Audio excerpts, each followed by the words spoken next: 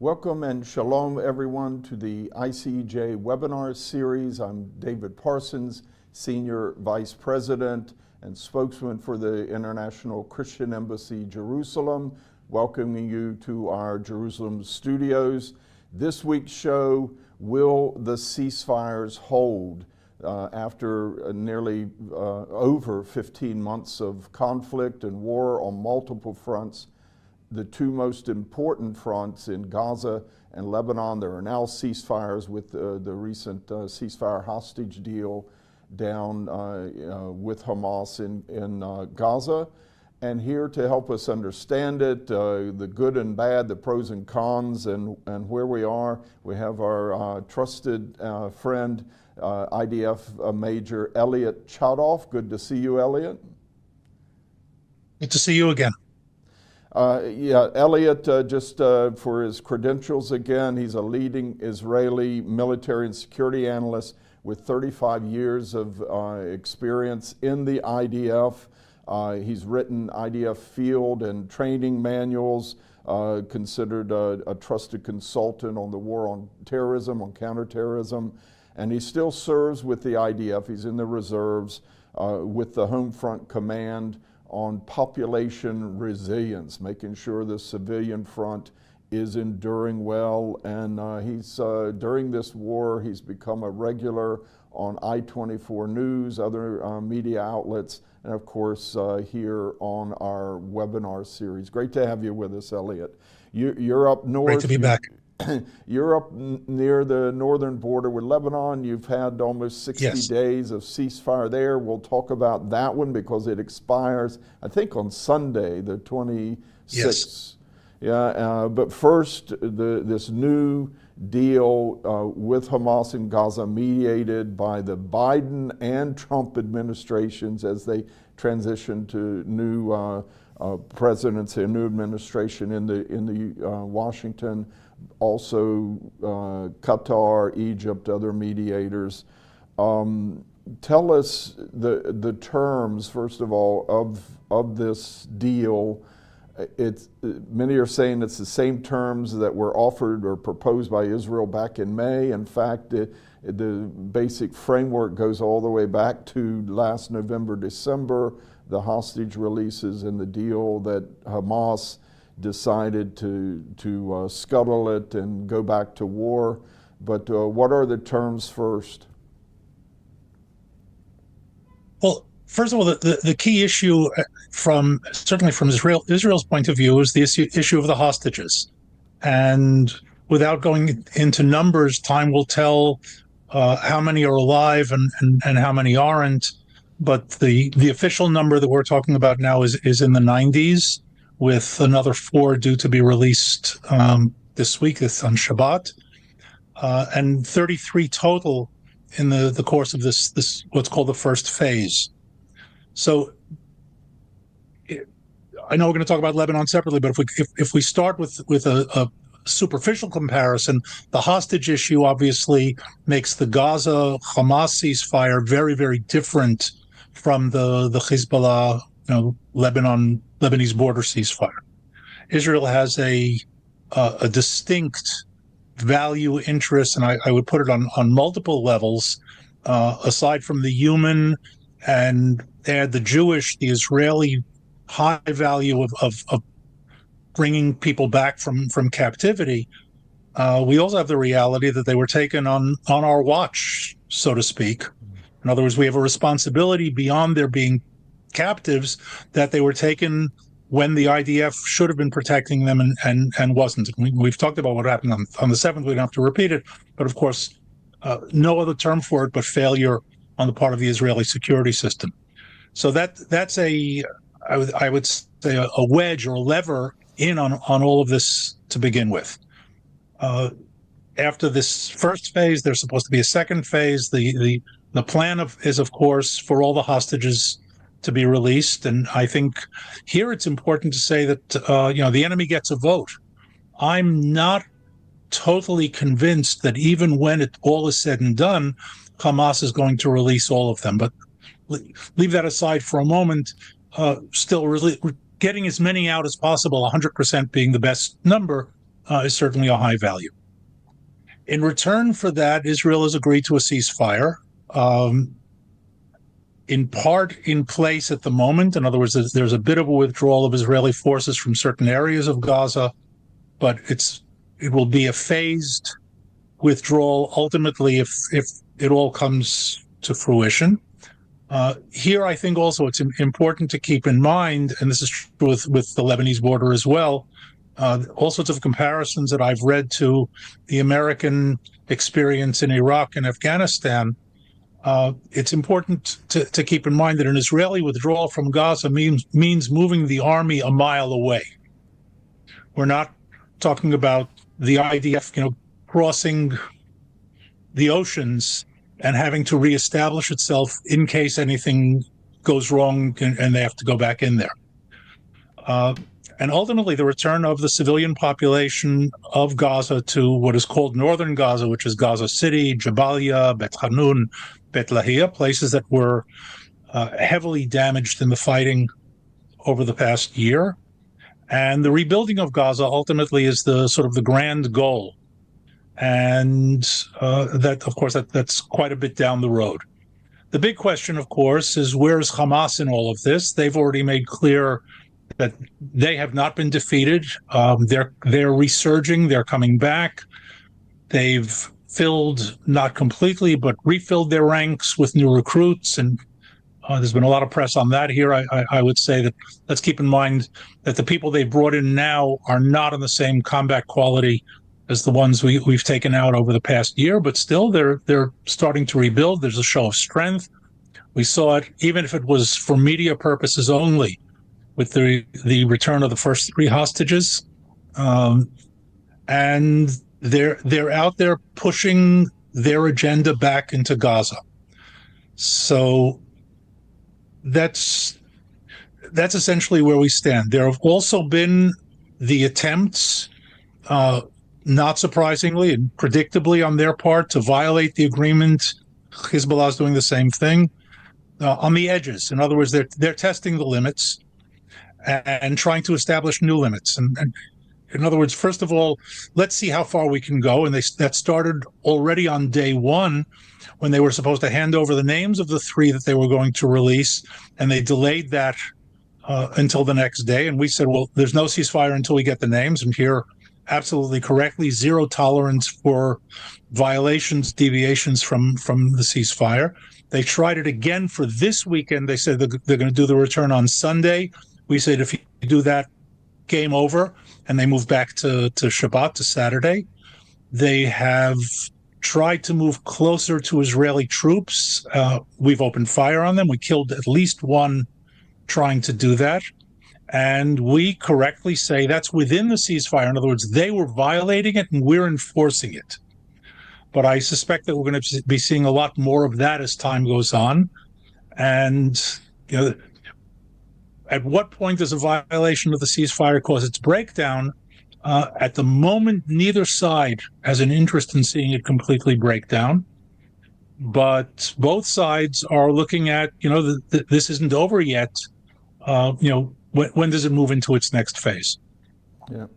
I think the value of that the Jewish people put on life, that was a big part of Netanyahu, Prime Minister Netanyahu, accepting this deal, but also the social contract or compact in Israel that we send our sons and daughters to the army, knowing that they'll do everything to get them back if someone. Can you explain Yes. that a little bit? Because I think that is really why most Israelis are accepting a very difficult deal to accept.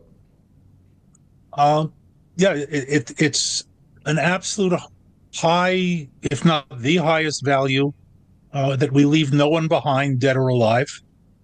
There have been combat cases that were in history, in Israeli history, that were held up as examples of both positive and negative that would never have been issues in other militaries around the world, that you simply leaving troops behind, dead or alive, is simply not done.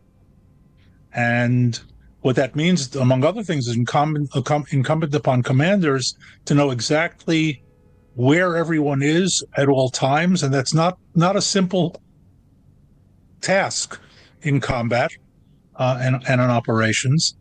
And it's built in. So yes, that was certainly part of the undercurrent of the pro part of the deal, even for those of us like myself who are, and I think this, I reflect a decent part of the population who say this is a terrible deal, but we had to make it. That in a perfect world we would have not. Yeah.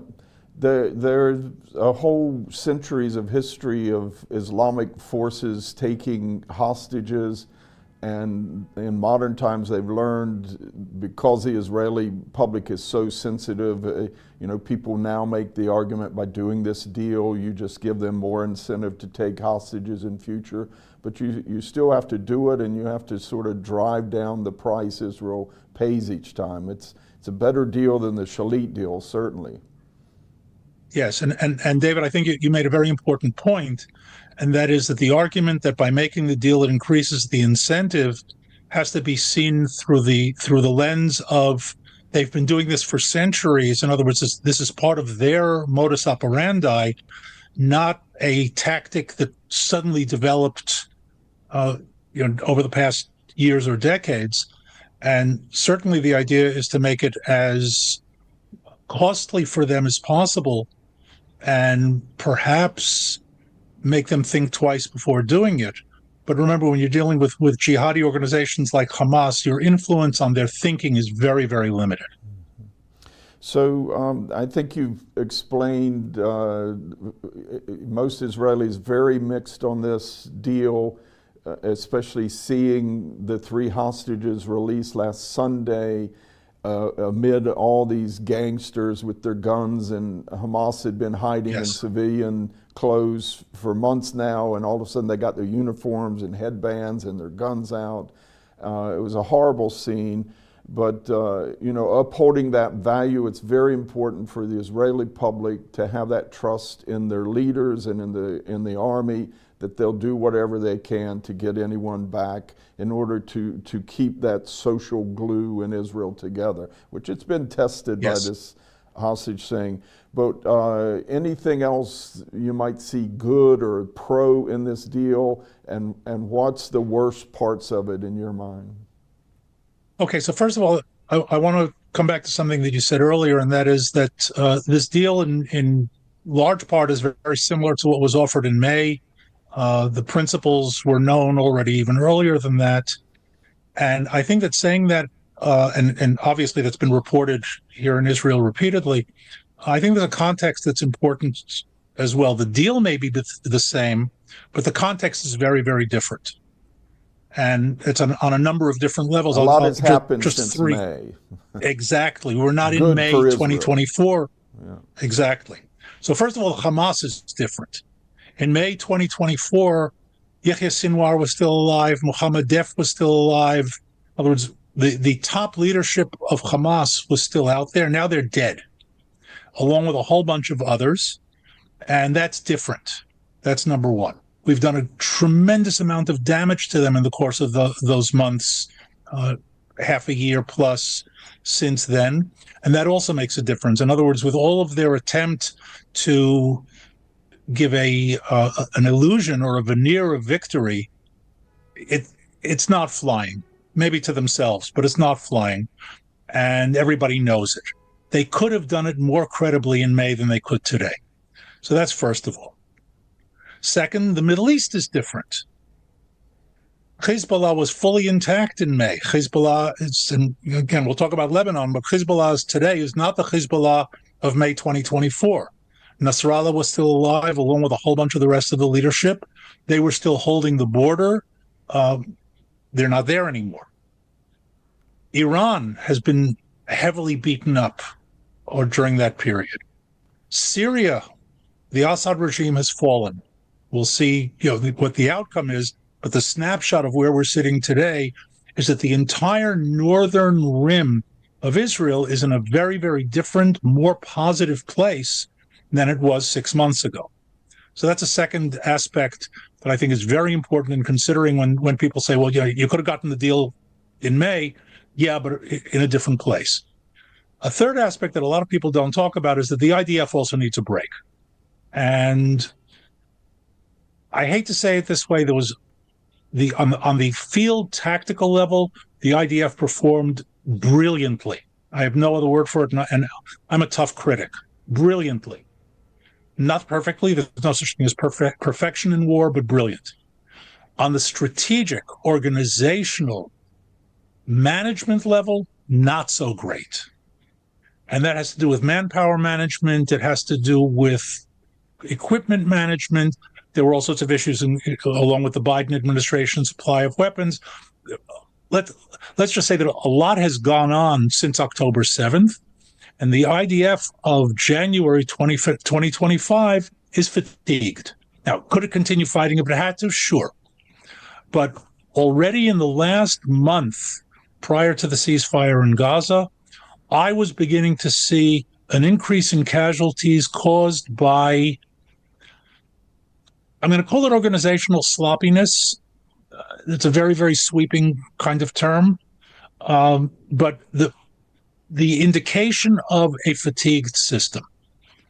And the result of that is not whether you win or lose, but what's the cost going to be in winning. And of course, Israel, I don't think any country can afford a high cost. Israel, more than most, is in a position where it is very cost conscious in terms of lives and in terms of equipment and munitions.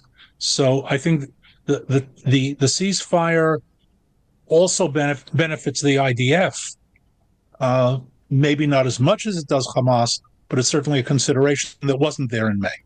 Yeah.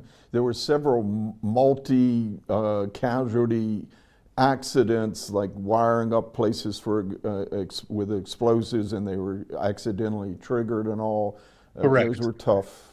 Those were hard to. And those are, again, without going into the particular details, when you see it happening repeatedly, then you know that, at least to me, and again, something that I've dealt with in my field for decades, it's one of those indicators that the system is not as sharp as it could be, and the cost is these kind of tragic events that can always happen, but you begin to see an increase, even if it's a gradual one.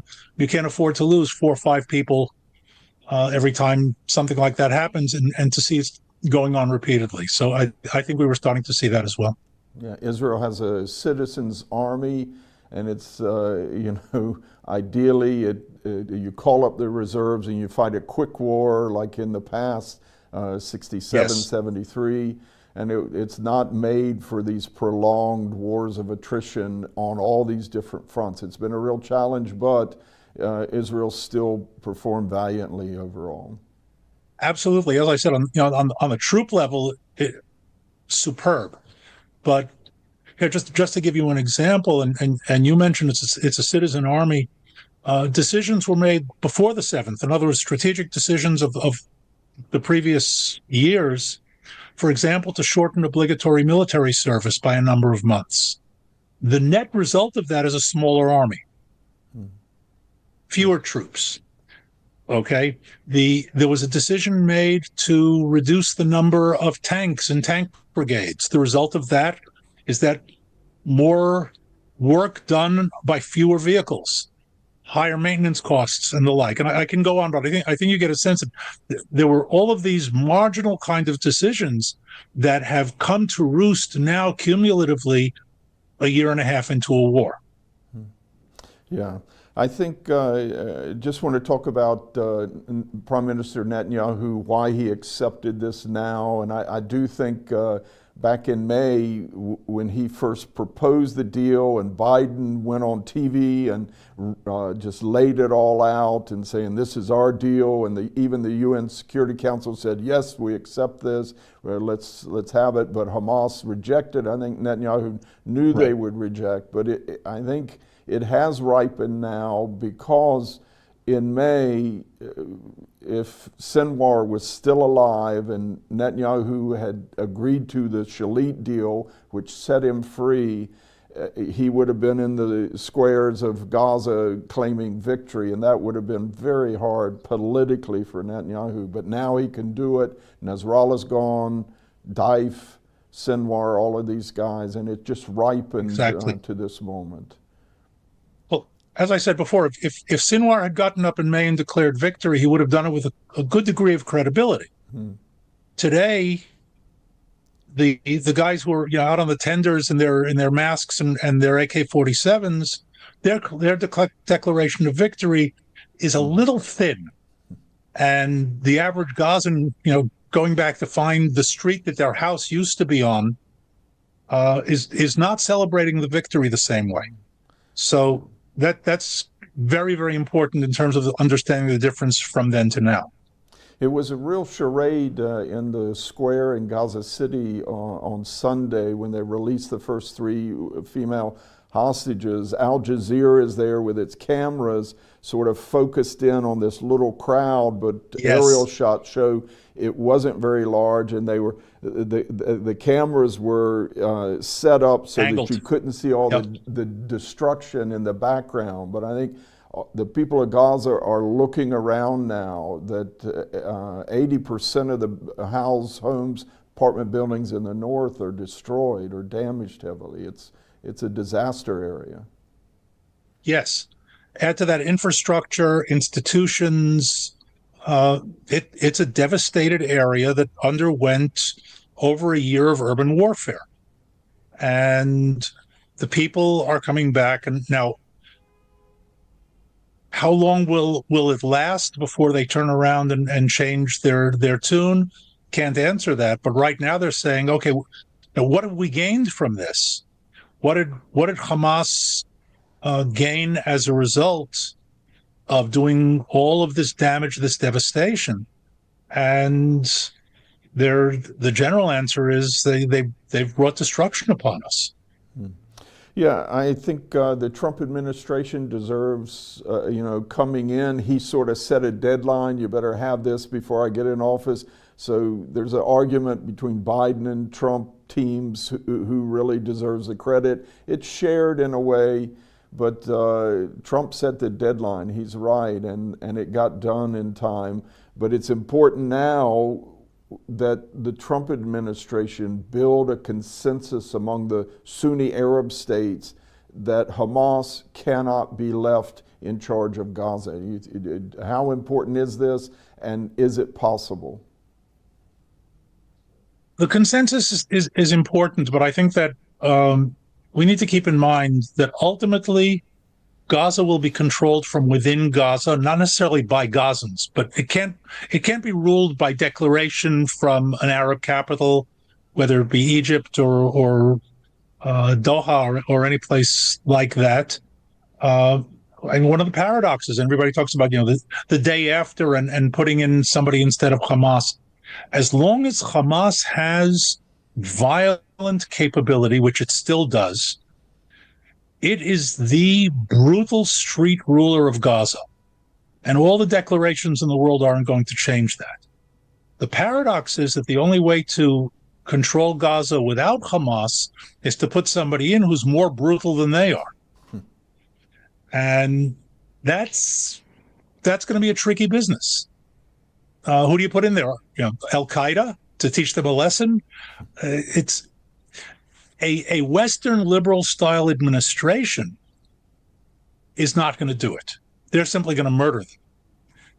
Another thing that we need to consider is that, one of the models that's been touted is the American occupation of Germany after World War II, the occupation of Japan after World War II. I think it's important also to keep in mind that when Germany and Japan were defeated, there were no other sources of their ideologies outside of their countries. In other words, there was no other Nazi center in the world. There was no other imperial Japanese center in the world. Today, if we talk about Gaza and radical Islam, the Muslim Brotherhood is still operating in Egypt. Erdogan of Turkey is still supporting Hamas. Iran, in its own way, truncated, not still supporting. There are other organizations out there. Qatar is a center of support for jihadism. So separating them and changing the nature of the society and its institutions is going to require a much harsher regime than even was the case in Germany and Japan. Can it be done? Yes, but it's a paradigm shift. It's not going to be an administration that goes in just to make sure humanitarian aid is distributed and some construction is done to rebuild the destroyed homes of Gaza. It's a much, much deeper problem than that. So some pan-Arab police force or quasi-military force or UN peacekeepers, they don't have the motivation and incentive to shed their blood for the future of Gaza. It's not going to work if you have ruthless Hamas still around. I believe that's... What about the Palestinian Authority? I think they assessed that Hamas is weakened enough that they started going into Jenin for a few days, battling the Hamas and Islamic Jihad battalion there. Now Israel's in there taking care of it again. But Prime Minister Netanyahu, however, has said the PA will not be in charge of Gaza. Why is he so opposed to it? Well, the PA is not a friend or ally of Israel. They're their own brand of jihadis. They wear a different suit, but they come from the same source. Arafat was Muslim Brotherhood. Fatah drew its ideology from the Brotherhood as well. So they are not a partner for peace. On top of that, they're utterly corrupt, and with all due disrespect, they went into Jenin for a month and they failed. And and now the IDF is in an operation, and they're trying to continue to clean up that mess. If they couldn't succeed in Jenin, they're certainly not going to succeed in Jabalia and Khan Yunis and Rafiah.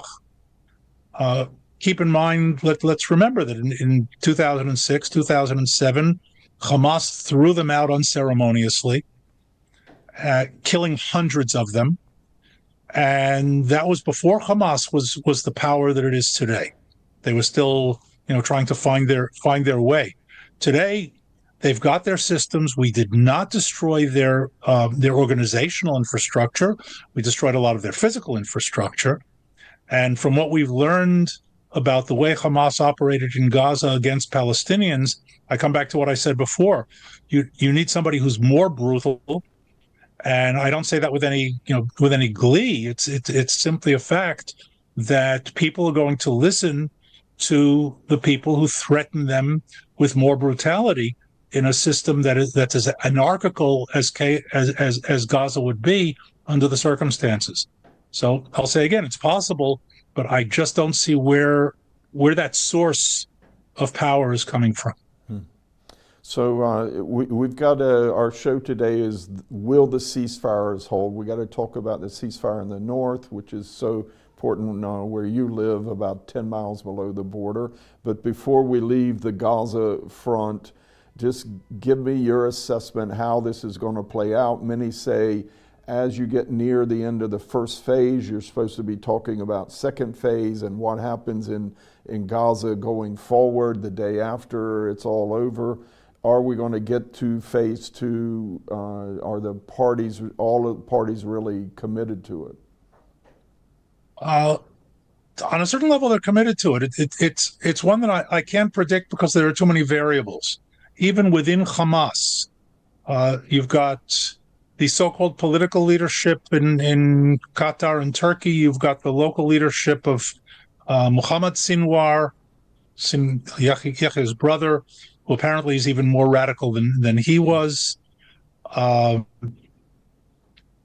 You've got, at this point, a rolling, self-reifying propaganda system in Hamas. In other words, clarify what I just said. They are preaching that they have won. in 3, 4, 5 weeks, even if they don't believe it today, they will believe it then. And how far do they go now? Do they agree to a second stage? They didn't want to agree to the first stage. After they've rebuilt a bit, after they've regained a bit of control, or a little bit more power, I think they'll negotiate. I think they will make offers. But will they close the deal, knowing full well that Israel is going to be blamed if it fails? Will they count on America keeping Israel back? That'll be interesting and tricky, because frankly, the Trump administration is sending out mixed messages. Its support for Israel is clear, but the messages on do we go forward or not or whatever are absolutely mixed. Mixed messages militate in favor of a failure of the ceasefire, because it's in that window of hope that a Hamas says, you know what, we can get away with it. Yeah, you've got Marco Rubio coming in as Secretary of State, very strong supporter of Israel. Ambassador Huckabee coming in, very strong. Yes. You had Pete Hegseth in his confirmation hearing in the Senate saying every Hamas guy in Gaza has to be killed. But Trump himself is of a different mind. That's right. He wages economic warfare above military conflict. Exactly, and against an ideological opponent, especially a radical jihadi ideological opponent, economic warfare is meaningless. Yes. Okay, as we switch to the northern ceasefire, it was a 60-day ceasefire, which now is set to expire on the 26th of January, on Sunday. Israel was expecting a 30-day extension from the Biden administration. The latest news is that the Trump administration says, no, you got to be out by Sunday, but Israel's trying to negotiate with whoever they need to right now to get, because there's still, forces are still there and they're still finding weapons, and Hezbollah is still there. Can you give us some more on the latest there? Sure. First of all, it's not a 60-day ceasefire. It was a 60-day period before which, or by which, the IDF is supposed to withdraw from South Lebanon and hand over control to the Lebanese army and the United Nations forces there, UNIFIL. That's the Israeli side of it. Hezbollah is not supposed to move back south of the border, reestablish itself, and of course, no shooting against each other. And that doesn't end on the 60th day. The 60th day is the day of transition from Israeli to Lebanese and UNIFIL control. What we found over the past nearly 60 days is that, not surprisingly, UNIFIL, that has been utterly useless since it came in the 1970s, is still useless, or worse than useless.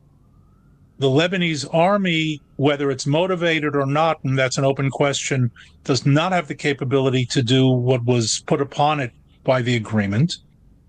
And as you said, we're still finding not just weapons, but infrastructure, tunnels and warehouses and others. The weapons themselves are of some importance, but weapons are replaceable. Rebuilding underground staging areas that we're destroying is a little bit more complicated. And we're still finding them. We haven't found everything yet. We've reported things to the Lebanese army, and they've done nothing.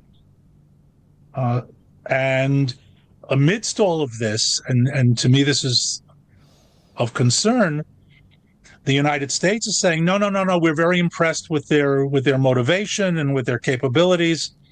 And this is a typical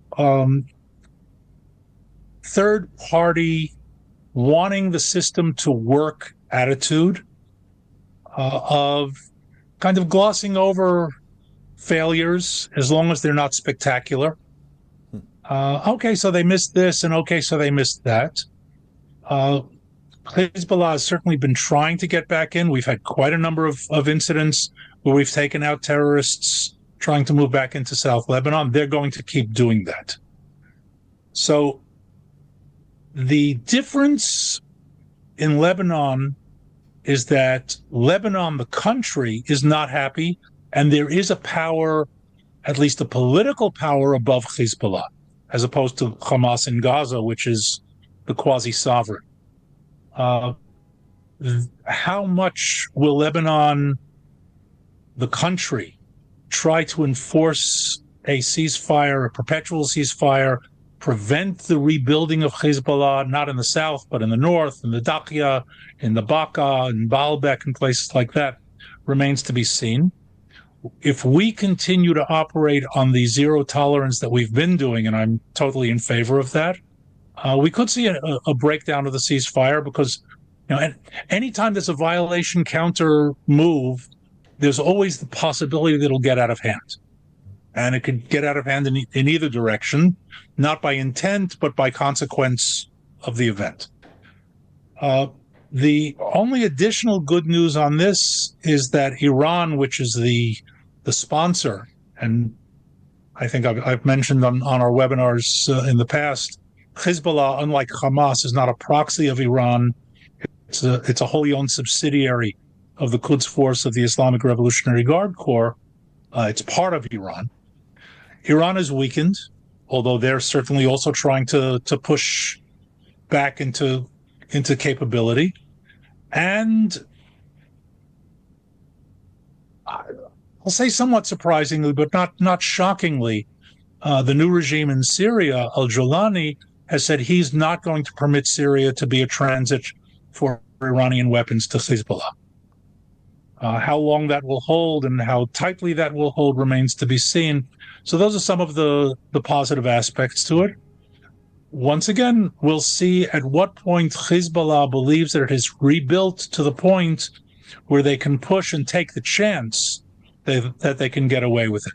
And that's another one of those time will tell over the next few months.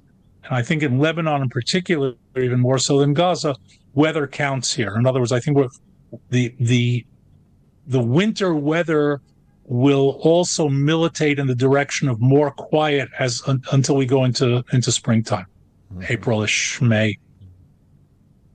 Yeah, a couple points you made. I just want to reinforce it. The U.S. Biden had sent a U.S. general to sort of be the referee of how the Lebanese armed forces and UNIFIL were doing in South Lebanon. And they'd find a few weapons here and there, and this general saying, oh, they're doing a great job, whereas Israel is going through some of these same areas and finding a lot more. And I think it's important to keep in mind that right now, U.S. taxpayers are paying the salaries of the Lebanese armed forces, so we should have some leverage. But there's a new president there, there's a new prime minister.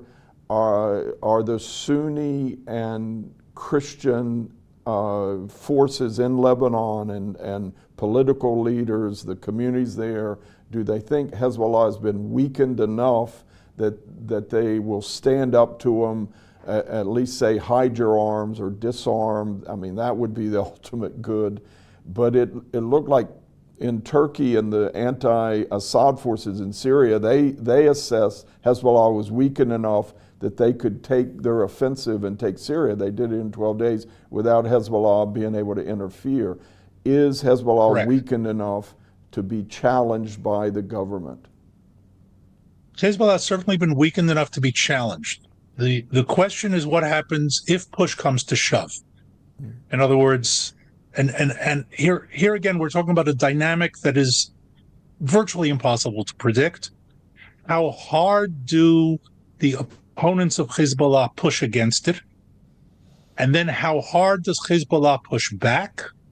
And then what is the next move? In other words, do they push back harder or do they back down? There are wild cards involved. Amal, for example, the other Shiite militia, which is nominally not a Khomeiniist. In other words, Hezbollah was actually created because Amal wouldn't follow Khomeini's dictates. I'm talking about 1980. But they've gone back and forth. Sometimes they've supported Hezbollah because it's Shiite, and other times they've opposed Hezbollah because it's Khomeiniist. The dynamic here is very, very difficult to predict. How cleverly do the Sunnis and Christians play the card and make it anti-Hezbollah versus anti-Shiite. These are all variables that we have to wait and see. How well does Hezbollah manage to recruit Amal to its side? How well does it neutralize the Druze community, which has always been kind of on the fence between the Sunnis and the Shiites, and lean a bit more in the direction of the Shiites, but again, marginally. So it's really a wild card pick, very unstable. The questions are important questions, but I don't think there's any way to predict the answer from where we're sitting at the moment. Okay. So our question, overriding question, where the ceasefires hold in the north, I think you say weather is a factor. There's other factors, but it may be this ceasefire or the deal that is Israel's supposed to be out by Sunday. They probably won't be, but it won't renew the conflict. Hezbollah has threatened it, but you don't see it igniting again for a few months. No, because Hezbollah agreed to the ceasefire because they needed it desperately, and I don't believe that they're ready to tear the whole thing up and see another round of what they got the last time, and we certainly have that capability. So there may be some skirmishing, there may be some shooting, but I don't think there'll be a breakdown in the near future. I do think it's important on both fronts to understand that this is not the end of the war. The American terminology in both the outgoing and the incoming administration that we're bringing an end to the war is simply incorrect professional terminology. There's an end to the immediate fighting. It's a ceasefire. The war is going to go on as long as there are organizations like Hamas and Hezbollah whose raison d'etre is the destruction of Israel. They're not quitting, and we're not going away. So the war continues even if it's not a hot shooting war at any given moment. So it's just this is just the latest round coming to an end, even though it's been a very, very difficult 15 months for Israel. I think Yes. both on the north, and then when we look, one last look at the south, the Gaza ceasefire, it's very critical the direction the Trump administration is going to take.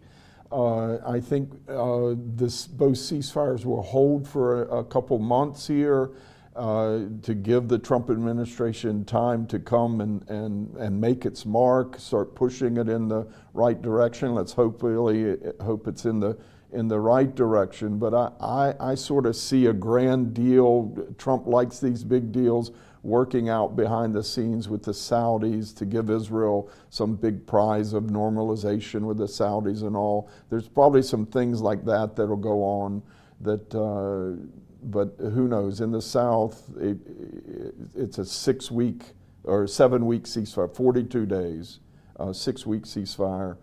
Hopefully Israel gets some hostages out. Anything else to say on the southern front? No, I think we've covered it rather comprehensively. Any idea where this new Trump team, like you say, there's mixed messages coming out of it. They have to really decide what they want to do. Look, the team, as you mentioned, Rubio and company, and I won't repeat all the names, are clearly pro-Israel. They clearly have the right perspective, and Rubio himself, clear, articulate, and sort of solid. Just the fact that of the vote, the confirmation vote, shows that he's seen across the boards in the Senate as simply the right person for the job. The question, and we always have this question with Trump, will he listen to him? How much of a conflict will there be if Trump gets some idea that he can work out some deal that's not realistic? Witkoff, his envoy to the Middle East, with all due respect, is a real estate guy. This war is not about real estate, and it's one thing to negotiate a deal. It's another thing to have something come out of it more than, buying a piece of property. And these are all things that are question marks. Again, we're going to have to see what ultimately comes out. The direction in general is good. Trump put the Houthis back on the terrorist list yesterday that the Biden administration took off. A lot of positive stuff out there, for sure. Yeah. The question will become, as you said, a deal with the Saudis. What does it mean? What will it cost Israel? What does the administration, I'm talking about the White House, believe will be the next phase of that? Do they really think that everybody's going to fall into place, that they're going to start building hotels on the Gaza Strip, etc.? The idea that we're going to give them, new resort areas, and that's going to bring peace to the Middle East. May I remind you that after Oslo, they thought that about building a casino in Jericho, and look how well that worked out. Not. So again, it's early. He just came into office. He's still, settling it down. Let's talk in a month or so, and we'll see more of a direction, I think. Yeah, I think one person we haven't mentioned is Representative Mike Waltz, former Florida congressman, who is the national security advisor now for Trump, sitting there in the White House, has his ear, and he's very strongly pro-Israel. So I think he'll have a lot of influence. Absolutely. There's a lot of hope, and I think most Israelis, where it is, this 15 months of war, it's nice to have some quiet around finally, and if it that's for sure. Yeah, it just may be something that it becomes the new status quo, is these fragile ceasefires, at least for the next few months. Okay, we thank you for your time. IDF Major in the Reserves, Elliot Chowdoff. He's been a regular here on the ICJ webinar series. Thank you, Elliot. Great to see you. Great to see you.